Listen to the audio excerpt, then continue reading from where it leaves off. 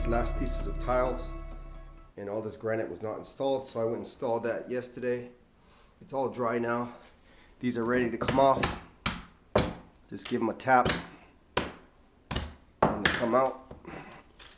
Okay, and I just started to put on my bullnose yesterday as well. I started doing that, and that's how it looks. These corners are real hard to get perfect, but in the end, I'll go and caulk these little cracks here so you won't see them as bad. I'll caulk up in here all the way around, but it came out pretty good. Inside corners.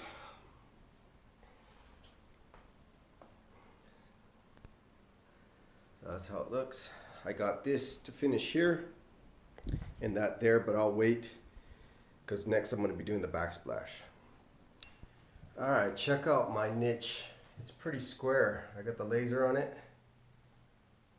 See if I can get it from here. You can see how straight the niche is right there. It's pretty straight. See that? Be a hair off at the bottom right there, but it's pretty close. And this side, left side is pretty good. Got a 1/4 inch right there. That's, yeah, pretty good. Top of the niche looks okay. But what's not okay is my wall. My wall is not square.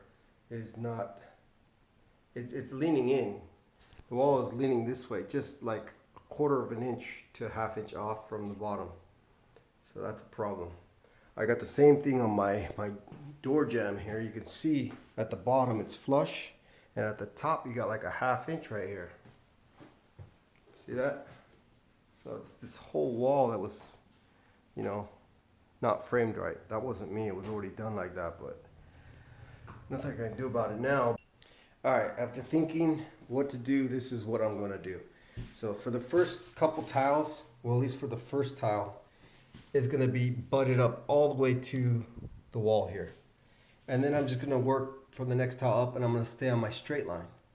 And yeah, the straight line is going to be off by, I don't know what that is. Like, it looks about a 1/4 inch off to a 1/2 inch. So by the time I get to the top, yeah, it will be off and it will have a gap here. But because I'm doing the tile on this side first, this tile, when I do this side, should cover that. So I got this is a little bit thicker than what I'm using, but it's almost the same size. You can see right here, it's going to be just 1/16 or 1/8 inch in. So I think that'll work. Yeah, just got to keep it straight. So at least if I keep it straight, all these ones will be straight off that line. Now if I just do it towards the wall, like I said, I'm going to be crooked, and by the time I get over here to this corner, I'm going to have to do sliver cuts at the top, because then it's going to be going past my straight line up there. Alright, about to put my thin set on the wall. I got my laser out, and that's just to make sure that my tiles are nice and straight going across. Alright, there's the first 8 done. 4 on the bottom, 4 on top. And yeah, this is going good. Just got to make sure all the cracks are nice and even. Cuts are good. It's level. Hardest part is getting it level. Make sure nothing's crooked there. Alright, I got 3rd row up. You can see with my straight laser line right there, it's pretty close. Okay, trying to get a straight line.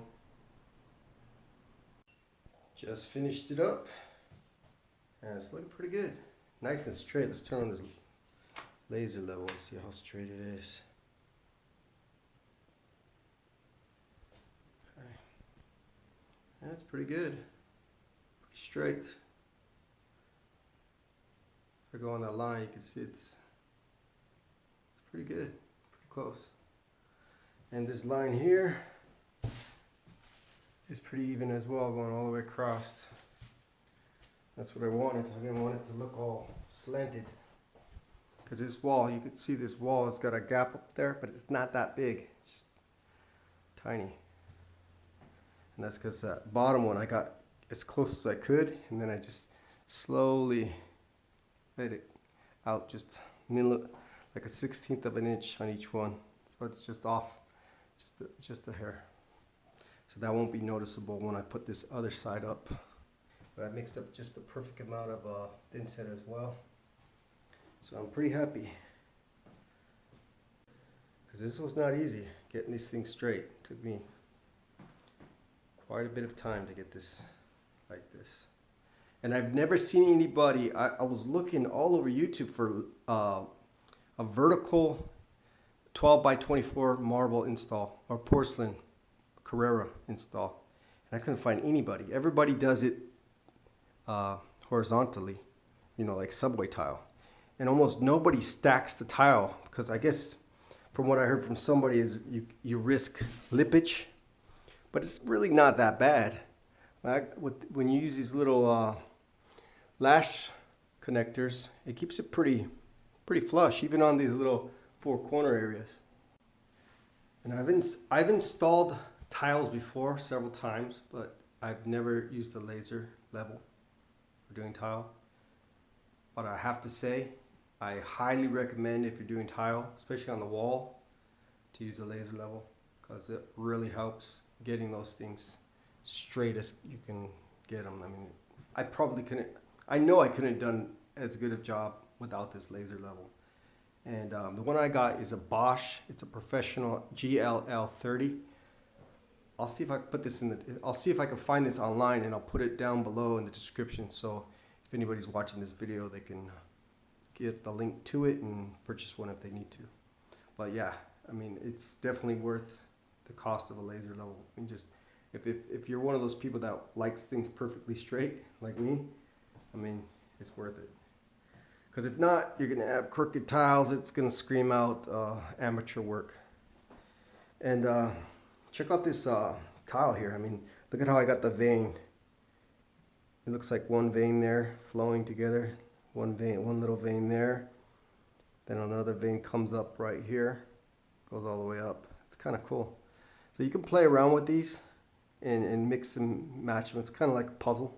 I mean, it's not many people do vertical, like I said, but I wanted to do something different, and I'm glad I did because I get so tired of looking at pictures of like the subway tile, positioned tile on 12 by 24. Always it's this way and horizontally, and I just don't like that. And I think I did good. I think it's looking pretty nice like that.